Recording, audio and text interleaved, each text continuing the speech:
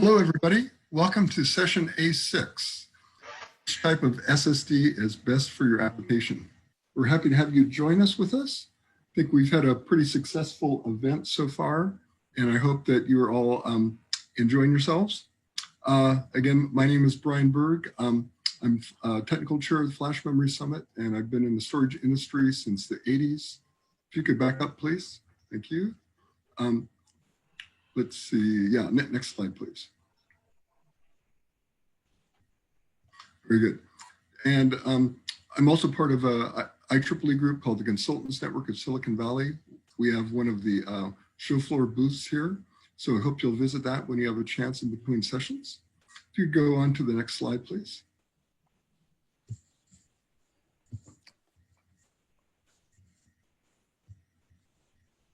One of our participants is Matias Bjørling.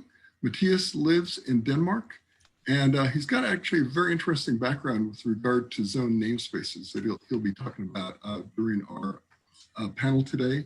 You might have heard his talk earlier this morning in the A5 session, where he talked extensively about zone namespaces.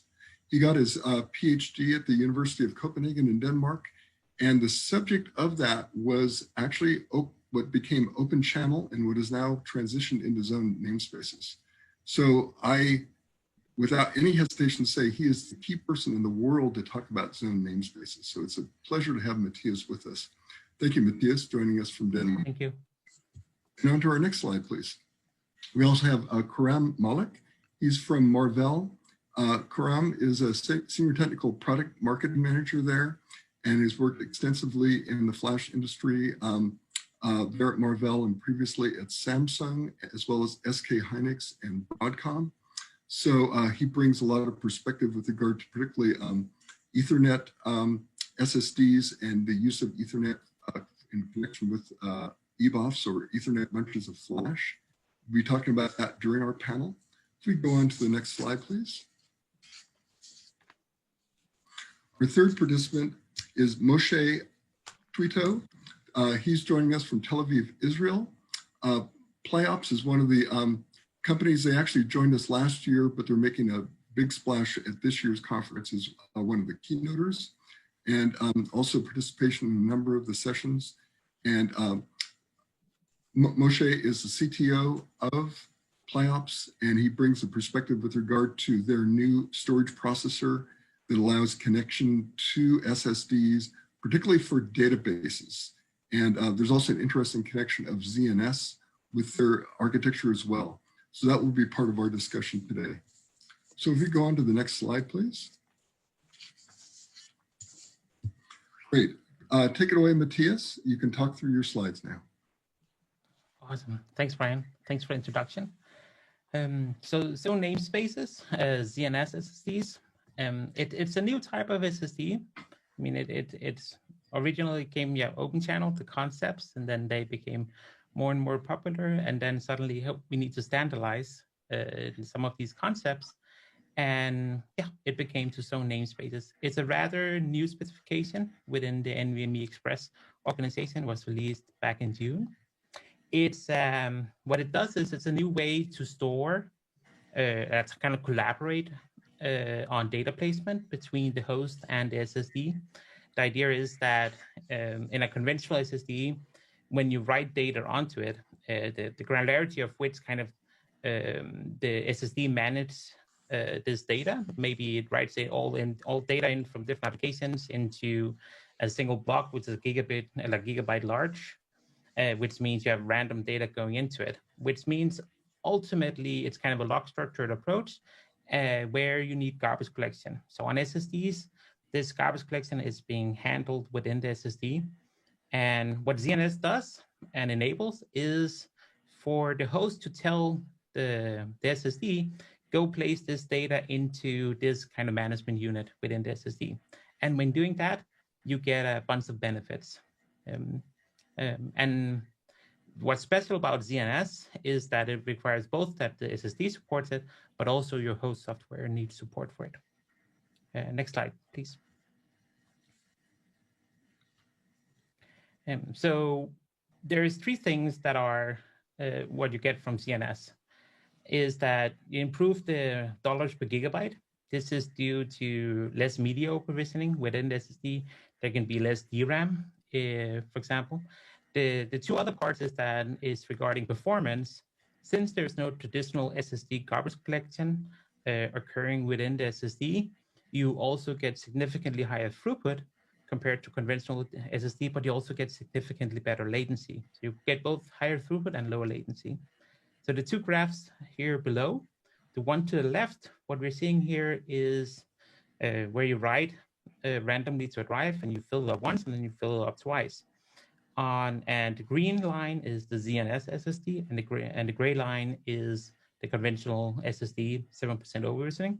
It's the same platform, SSD platform, and the conventional SSD is a production drive, enterprise grade, ZNS SSD is pre-production at this point, but it's also targeted production. And what we see is that as soon as you kind of get through the first write, the garbage collection kicks in, and we see a 4x reduction in the write throughput on the conventional drive. So the ZNS SSD is doing around a gigabyte write per second, where the conventional drive does 236 megabytes per second. So a normal SSD would only be able to achieve this steady state of 230 megabytes per second, where with a ZNS SSD, you get the full bandwidth. Also, that has also an impact on the latency. So on the right side, we see the average read latency while doing write. So we are doing 4K reads, random reads. And imagine we are doing, and the maximum write throughput is 1 gigabyte per second. And imagine we write 100 megabytes per second. When we compare a conventional SSD versus the ZNS SSD and like a 90-10 random read-write workload, the average read latency improves by 29%. And it gets even better as you kind of move to an 80-20 random read-write workload, where the average latency improves up to like 57%. So not only do you get better dollars per gigabyte, you also get improved performance, which is quite unique with these type of SSDs. The con is that you need software support for it, and we have Linux, a lot of support on the Linux ecosystem, and Moishe will also talk about what they're kind of doing to also add support into the ecosystem. Thanks.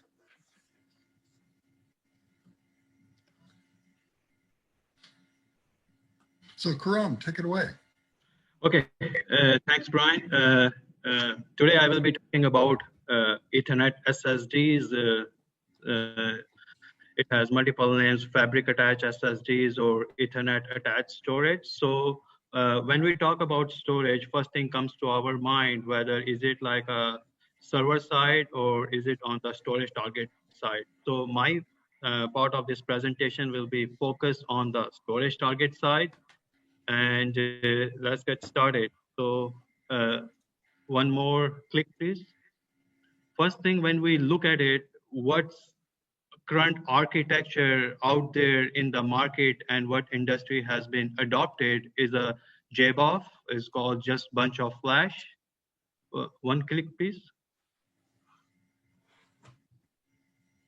And on the very left side, this is the very high level component goes into the JBOF. And first thing we have to decide what kind of CPU we would like to use in this architecture.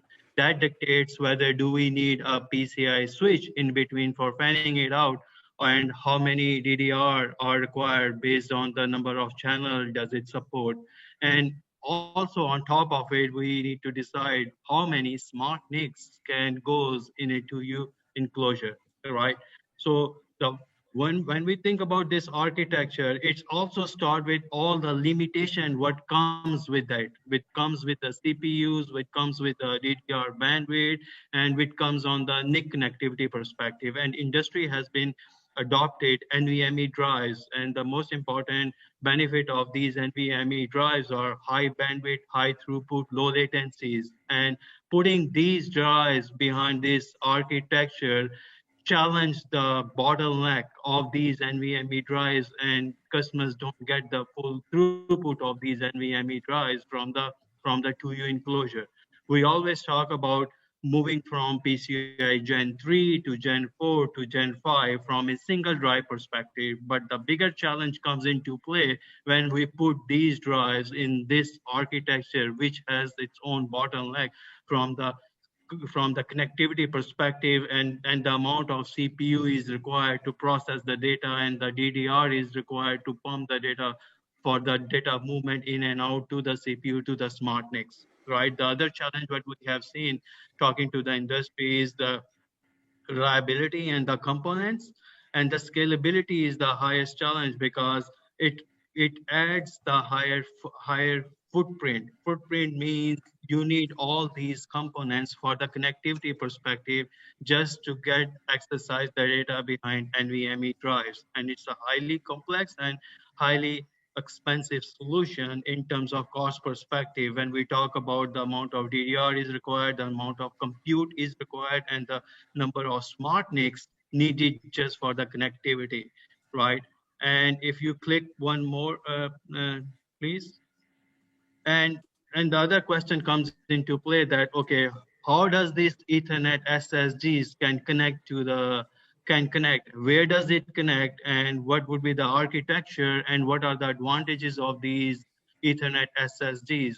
So on the very right side, what we are showing here, it's a EBOF Ethernet bunch of flash. As you can see, this architecture replaces all the bottlenecks which we can encounter on the very left side with the Ethernet switch. So the PCI, the CPUs, the DDR, the NICs are replaced with the simple Ethernet switch. It's the L2 Ethernet switch, and on the front end, customers can use the standard Ethernet SSDs.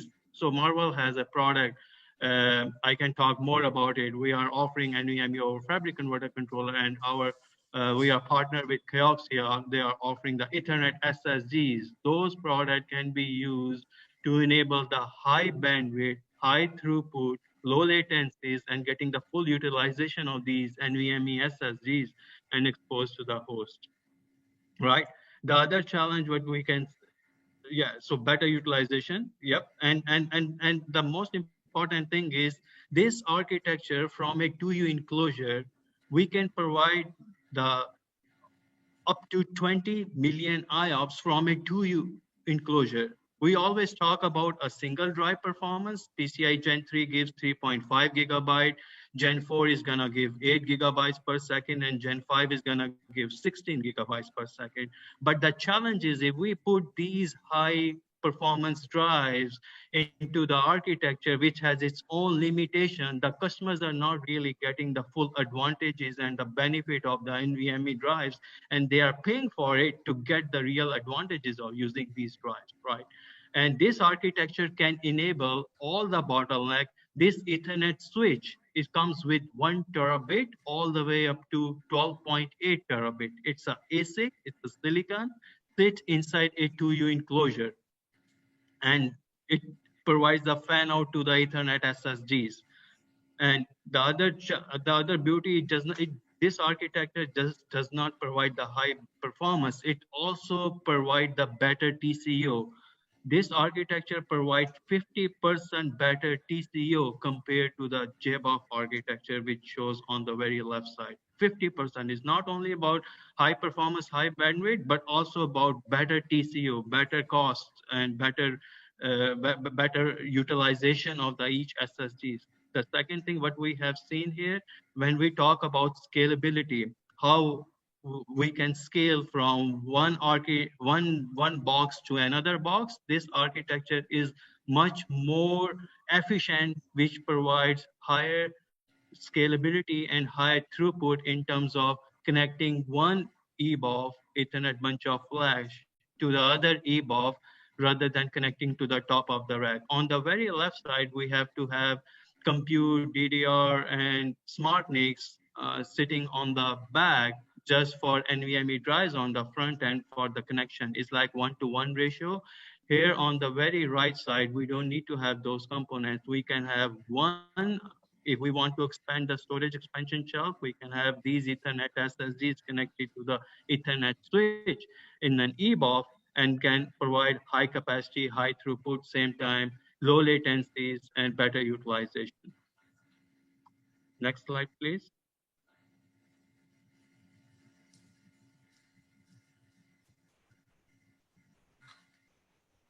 Go ahead, go on to the next, please.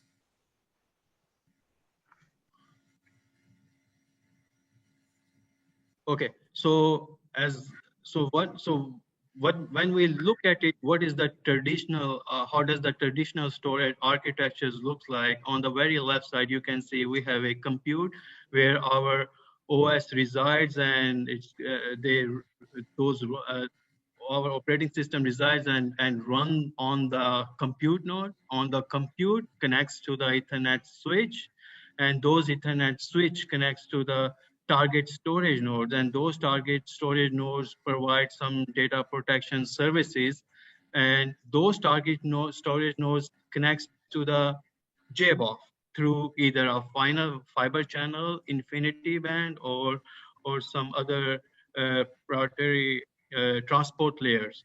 And the adoption of, you can think about this architecture has came from back in the SaaS days when the industry was started with the SaaS SSDs, and moving one more click, please, and use the same architecture for moving to NVMe drives. Use this same architecture, converting from, but on the front end, they changed the drives from SAS SSDs to NVMe SSDs. And how, one more click, please.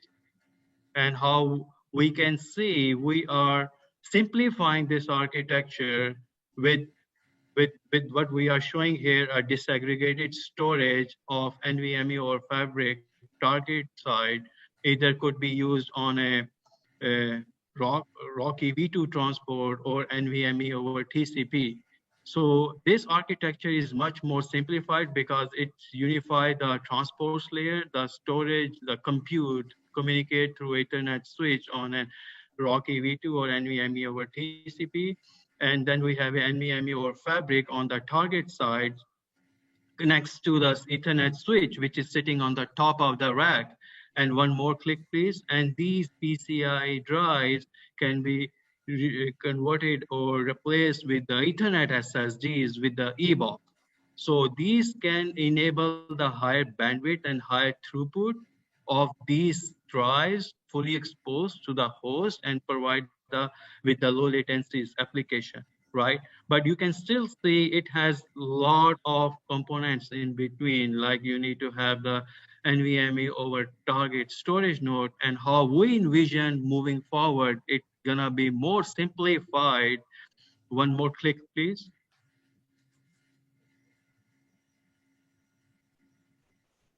Yeah, it's gonna be simplified completely, moving all the NVMe over target applications onto the compute and simplify, provide the JBOF for an expansion shelf.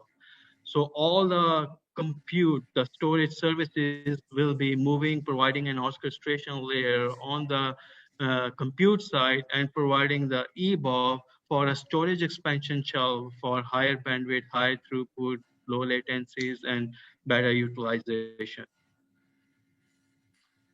Great, thank you, Karam. Next. On to the next slide. EBOF has multiple use cases. I mean, we can talk about it, hyperconverged infrastructure at CI, and one of the use cases is where NVIDIA has a GPU direct storage application. What does it do? They have a point on a burst buffer application, right? The data comes out from the JBOF, goes into the CPUs. CPUs use the system memory buffer and dump the data to the GPUs to process it. What EBOF can do, because it provides the higher bandwidth, higher throughput, and NVIDIA GPU direct storage IO application enables the RDMA transport. So you completely bypass the system bounce buffer completely. Data directly come from the EBOF, come from the storage to the GPUs, get process it and go back, either reside inside the storage or to the expansion shelf. And we have some performance numbers where Micron has done we are partnering with Micron and get a very good data based on these GPU direct applications. I will highly recommend to please visit our booth and get more information from there. All right, thank you, Karam. I believe the next slide brings us into Moshe.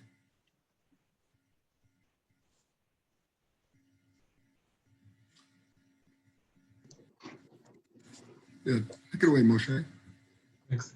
So in Plerops, we provide the solution is a storage processor, which actually provide the full storage engine API to the application, side by side to conventional block device.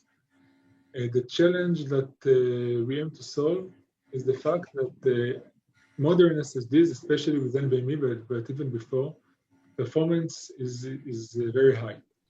It's more than 3 orders of magnitude higher than hard drives, and we see that I hear an echo here. And we see that CPU become the bottleneck, starting for a very low number of SSDs, about 2 to 3. So CPU cannot keep up with the high performance that is available from the SSDs, and generally become the bottleneck. And the storage functionality, the storage engine inside it is a main drive for that. In order to understand it better, sometimes people ask why DRAM is much faster than SSDs, even NVMe SSDs, right? So what's the problem of the CPU to handle this?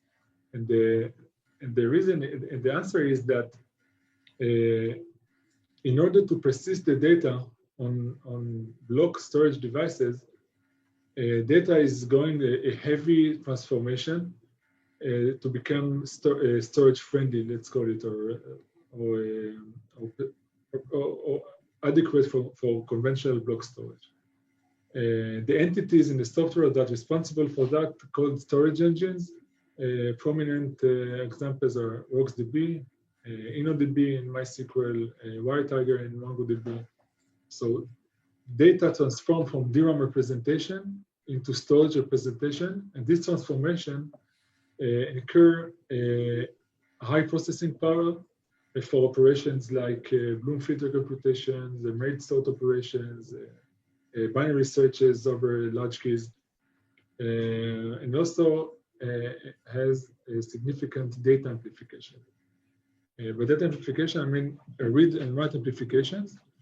Generally, on FMS and storage in SSD industries, data write amplification is referred to the garbage collection process inside the SSDs.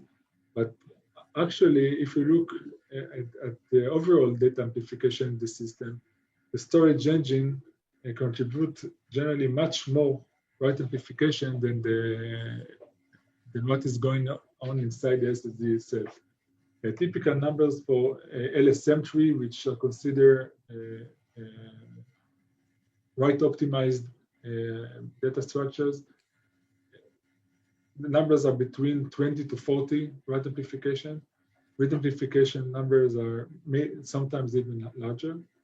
B+3 data structure for small key value pairs generally produce even larger write amplifications on the hundreds.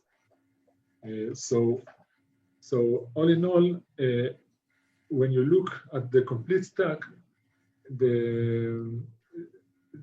you suffer both from high CPU utilization to transform the data into storage format and keep up with the high rate of the SSDs, and I/O bottlenecks due to the data amplification that is generated as a side product.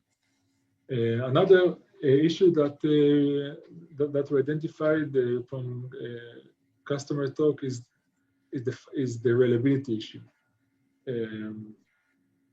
For the hard drives days, there are many RAID solutions that were adequate because of the relative low performance of hard drives.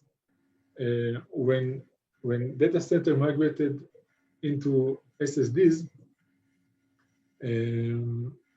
the the performance penalty that you get from enabling RAID 5 solution, either software-based or hardware-based, was significant because of especially read modify write operations that generally happen. And more significant than that, the rebuild or the degraded mode performance is a disaster. So customers cannot rely on RAID 5 or RAID 6 solutions, because in degraded mode, the server is actually useless because of the very low performance. So in PlyOps, we aim to solve those issues, both of the storage engine itself, because we provide key value native key value solution, and the way we write to the disk, and this relates also to what Matias told before about ZNS. We write in large sequential writes, similarly to what hyperscalers are doing in their storage infrastructure. And these efficient writes and immutable writes enables much better implementation and performance of RAID 5 solution. We can go to the next slide, maybe.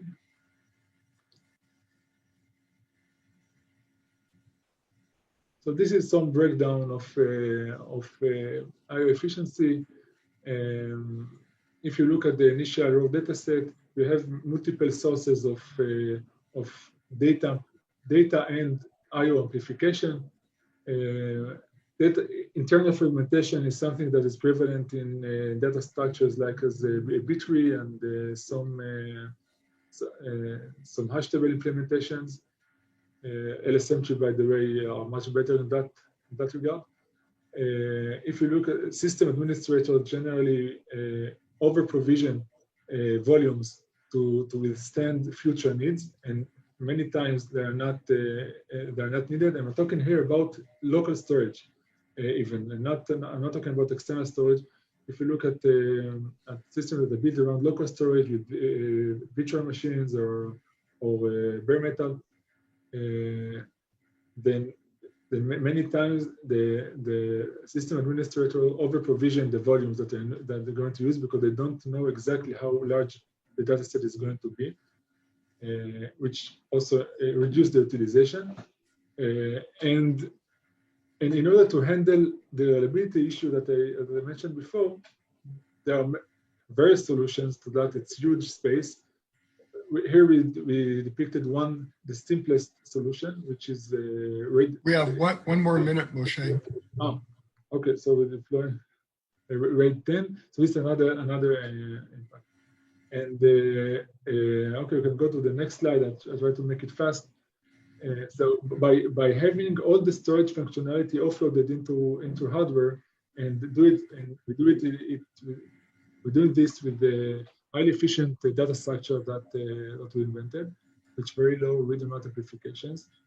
We enable many different implementations. One is related somewhat to what Kuram said before.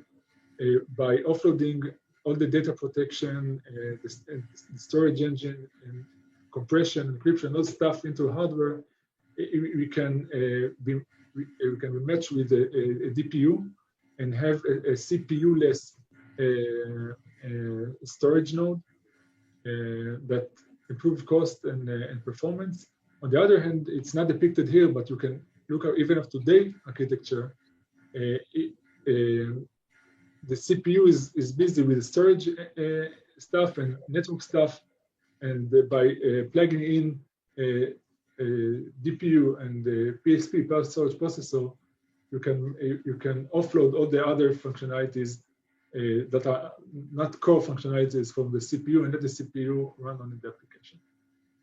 So this is short. We can elaborate more afterward. Well, I believe our time is actually up. So I'm not sure if we're going to actually have time for questions. Although we could have a discussion if we want. Let's see, I know that the next session doesn't start immediately. So I believe we could run over without really a problem. I know one of the things that we wanted to talk about was with regard to use cases. Let's see, Matias, with what we've discussed so far with different approaches to architectures like PlayOps with its special processor, and with Marvell approach where they have the ability to have Ethernet bunch flash with the Ethernet controller. How do you see ZNS fitting into these architectures? Because I know ZNS can work with them. Yeah, it's a very it's a technology that adds on to the already existing. The great technology is the both Quran presented with Ethernet, SSDs, and the fabric, and PlyOps and their solution, and exposing ZNS drives as a KV store or a conventional drive. So there's a lot of synergies, and both technologies works really well with ZNS and kind of can further kind of improve the performance that they already get from their solutions. Definitely, I can add to that. Sure, Moshe, go right ahead. I can add to that for us, the ideal drive is ZNS, actually, because we don't need the internal over-provisioning. We know how to handle everything. Similarly to what hyperscalers that also control the exact way and write patterns, so don't need all the internal flows and garbage collection, etc. We write the same. So for us, ZNS is the perfect drive, and we can provide the highest value for the customer using ZNS. Yeah, so we have already confirmed that ZNS work extremely well with this architecture, the EBOF architecture. It has its own advantages and